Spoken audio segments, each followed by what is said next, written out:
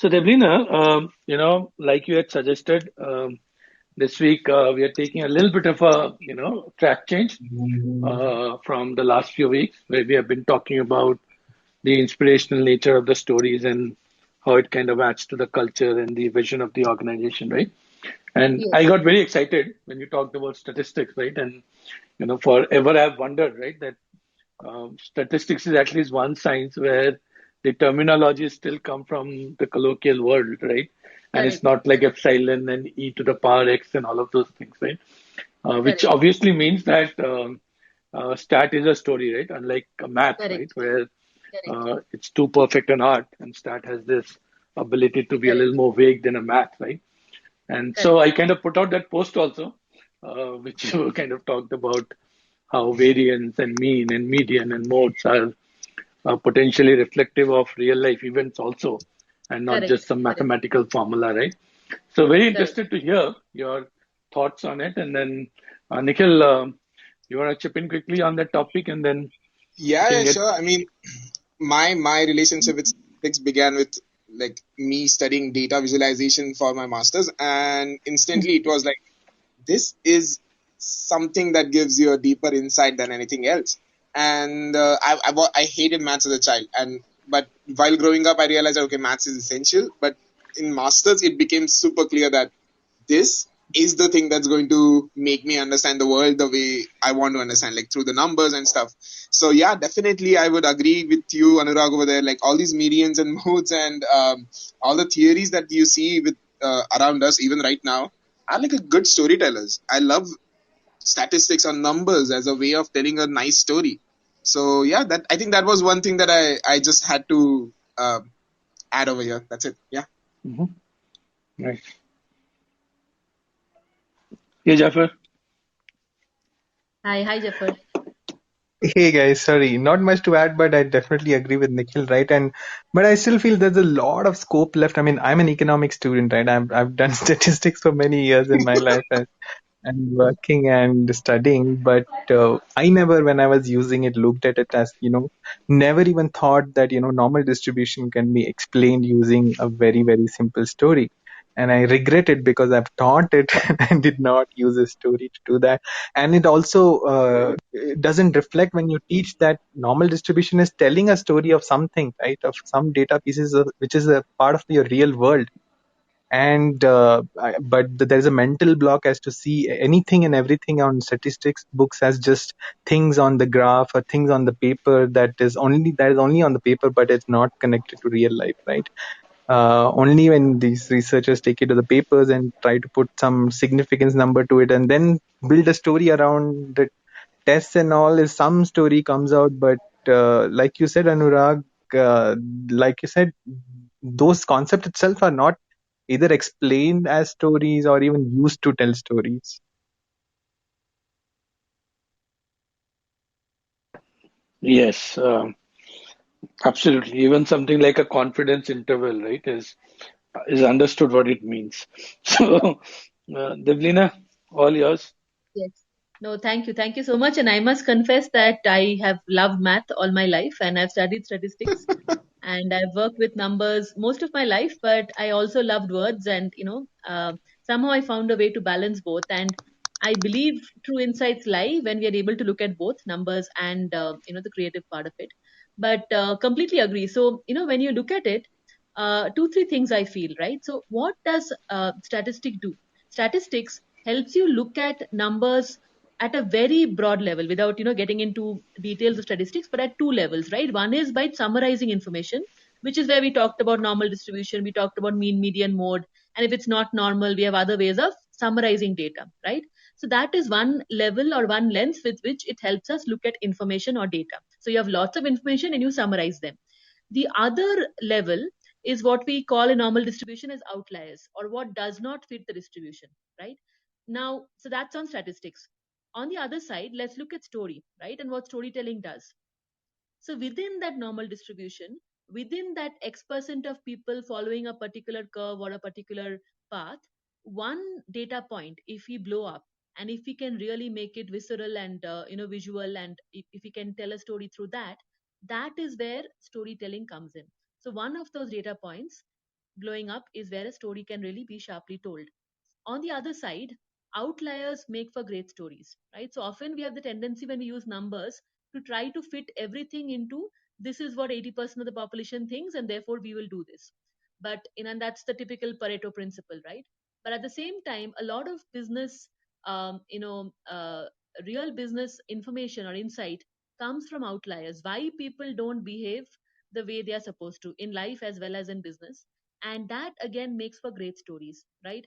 So we've seen that in multiple disciplines, we've seen that in multiple industries as well, right? How a self learner, right, in education maybe, who may not have had great marks, but just by dint of self learning is able to make a very different give a very different shape to his or her career, right? So then that outlier stories again are there in every discipline. It's there in entrepreneurship, it's there in business, and they become inspirational stories as well. So that's the broadest connect between statistics and storytelling, right? Statistic and storytelling. Now, when we are trying to use it, I'll give one example which makes it clear. This is also deeply personal for me. As Anurag knows, last few weeks I've been struggling with my parents going through a very really bad attack of COVID, and I've been reading all the statistics, right? So every day how many numbers are adding up, and how many people are suffering. And I've been seeing these from these two lens. One is the overall numbers and the curve, and second is what I am going through at home, which is two real people who I love and their journey, right? And how I'm going through that. So I think that is the difference with which we look at data and storytelling, right? So if you I'll give you one example. This is probably one of the most famous graphs of all time. It shows a visual map of people. It was created by a person called Charles Minardi. It was about Napoleon's, attack on Russia, and it showed this map of people going there. It showed different climate. It showed the entire route. It showed the entire timeline it take to reach there. It was one thick line, and then it showed the line coming back, which was one trickling small line. So it tells the entire story of basically visually of what happened, right? And each of these points in that map or in that picture is obviously a statistic, is a life, is a real human being who had their own story, right? So I think the more we are able to humanize data by understanding these stories behind the statistics, the more we are able to really persuade people to take the right decisions. Otherwise, sometimes statistics can be mind numbing. We might say 3 lakh cases, we might say 4 lakh cases. Beyond a point, we can't understand it. But if we can, really bring out the human element behind the data, especially when things are like this, they are life changing. I think a lot of times that Yeah. hits us more. So, Devlina, I mean, probably, half the world for the first time came to know what a curve looks like, right? Yes. And that it grows and it kind of slants and then it kind of And what is plateaus and so on. exponential? Yeah, exactly, right? And I was reading an article, right, sometime back around this whole language around the curve, right? And how everybody has started to believe that they need to just see a inflection point on the curve somewhere, right? Just to kind of get a moment of solace and say, okay, things are going to change, right? Like every day we keep hearing, right? The curve is plateaued in Bombay, right? Yeah. It seems Yeah. like such a positive news, right? But do you also think that we missed the trick here, right? Of being able to communicate a story which is beyond just the numbers, and in Correct. a way that it could have influenced our behaviors, given Correct. that there was so much salience for the curve, right? I mean, Correct. uh, Correct. No, we have, Anurag. And I think very beautifully you have brought in the point of behavioral science as well. And some of the work, you have probably also done earlier, right? Where the action and the intent is very clear, right? Everybody wants to stay safe and maybe, kind of escape this. But we often don't know exactly what we or someone else would be doing to maintain that, right? So I think some of the language around healthcare, some of the language around this pandemic is very scary, has been very scary, right? Don't do this, don't do this, don't do this. And that has obviously, and for different reasons, some people for their regular livelihood requirements, and some people, for other requirements. At times, we could not follow some of these requirements. But if you look at I think the best way I think difficult messages work is through bringing out individual pieces of information. Like I read a story about a magistrate in one of these states, I think it's either Orissa or Bihar, who is a doctor himself and how he managed to make that particular place self-sufficient. And the cases have gone down. So that for me was a very positive as well as a very actionable story, because it talks about how the curve had increased, and from that time itself how he had started planning for the next wave, right? And Mm. how individual actions can help. So I think we need more humanizing stories like that during times like this, because people are not able to digest just numbers and warnings.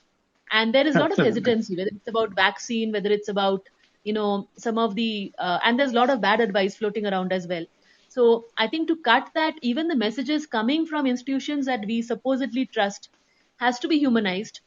The SMS messages or WhatsApp messages are so long, nobody will listen, right? So I think that is exactly where I feel storytelling could play a much bigger role in what we are going through right now. Yeah, that makes sense. I mean, I at times wonder that, where is the bridge between infographic and info art, right? So, Mhm. thankfully we have moved out of charts, right, into dashboards, which are somewhat better. And then, Nikhil, you spoke about infographics, right, which is trying to make information more graphical, more pictorial, more communicative, right, so to say, right? But info art Absolutely. has always been there, right? I mean, from wall art to collages to whatever, right? And I still see a massive gap between that, right? And so when I see a wall art in Bandra or anywhere in the world, right? It's so evocative, right? It kind of communicates the emotion of the person who kind of wrote something on that wall, the intensity of it, the meaning of it, right? And why is that not infographic? That's also an infographic, right? And somewhere I think there is resistance amongst the stat world or the math world to really take the leap to that level of artistic representation of information, which kind of tells a story by itself, right? Do you kind Correct. of agree? I agree. I mean, it could Absolutely. be, Yeah. I mean, yeah. uh, Go ahead, Nikhil. sorry. May I? Yeah, yeah. Yes, yes, Yeah. please, Nikhil.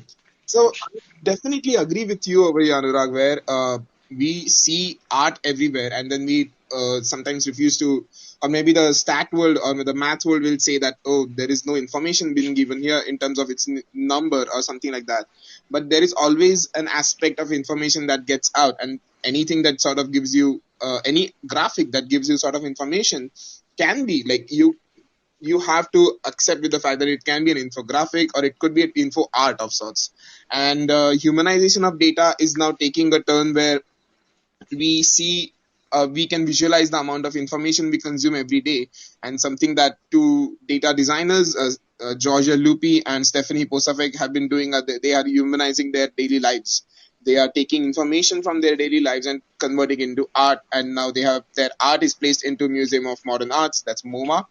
And a lot of other things are happening around that is giving common people, like who are not even designers or who are not even scientists for that matter, and a hope or a way to visualize their own life into different amount of data. So I think that is a amazing thing, and that is something that is inclusive towards making people realize the power of numbers or making people realize the power of information. So yeah. It's interesting because I was in one of these museums in US, right, where they had this 9/11, some information graphic, right, which so one of the graphic was around how there were like thousands of aircrafts, right, in the sky at the time when this happened, right, and how from East Coast to the West Coast and across the world how these planes landed and the sky suddenly became absolutely clear, right? And the way they did it, right? The way they showed the graphics and the way the numbers were changing and all, it gave you that sense of anxiety, right? That might be happening so many years back when 9/11 happened, right? And I wonder if you're doing enough of those kind of storytelling, right? The Devlina, this is storytelling, right? This is, Or is it yeah, this different? is, yeah. No, this is storytelling. So basically, anything which connects with human emotions and is able to inspire people to, take some kind of action, that is storytelling, right? Because storytelling is what you share with others, right? And it connect with others. That the data part, I think, unfortunately, sometimes we overemphasize and it intimidates people. Whereas I think data is what should be really utilized by some of us who love it to understand the insight, but to present it in a way like Nikhil mentioned, present it in a way which is inclusive, which doesn't intimidate. I think they're two different things. We sometimes try to do both by just looking at data, which doesn't work.